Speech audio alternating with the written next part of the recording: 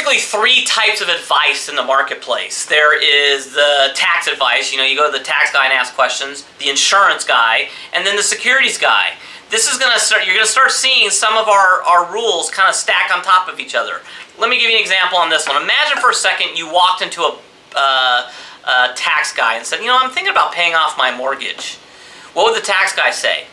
Tax guy might say, well, no, you don't want to pay off your mortgage, that's your best tax deduction. If you go to an insurance guy, he'll say, no, you don't want to pay off your mortgage. We got this secure cash value life insurance plan that's worth far more than your mortgage when you die and goes on to your family tax-free. We can leverage your mortgage. Or you go to the securities guy and he'll say, well, gosh, a mortgage is 5, 6, 7% interest. It's a tax deduction on your 5, 6, 7%. We're going to do much better than that in the market, so it's much better off to take the tax deduction and do better in the market.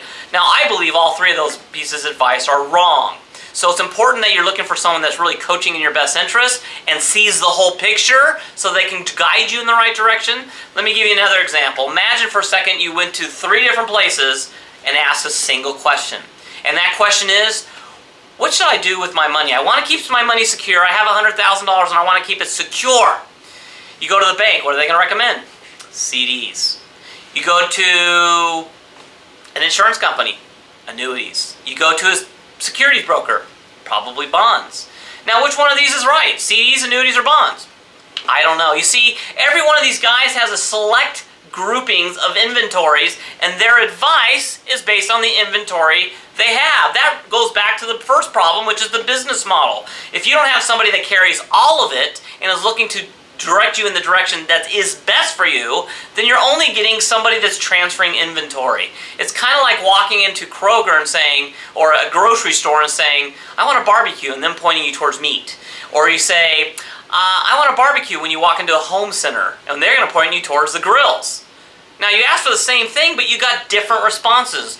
But you knew you were walking into a grocery store versus a home center, and you knew the inventory was different. The problem is in financial services, you think you're getting unbiased advice by going to a bank and insurance or securities guy, when the reality is you're not. You're getting a transfer of inventory just like the home center, just like the grocery store. So it's very important you have someone that sees the whole picture, has everything that everybody has to offer, isn't just carrying the inventory of one store, and knows the advice of a tax person who does taxes, who can see your tax situation, who has an insurance license and understands insurance, and frankly doesn't like it. You want to reduce the amount of insurance as much as possible. And third, has a securities license, so is going to make the best recommendations there. You want someone that can tie it all together.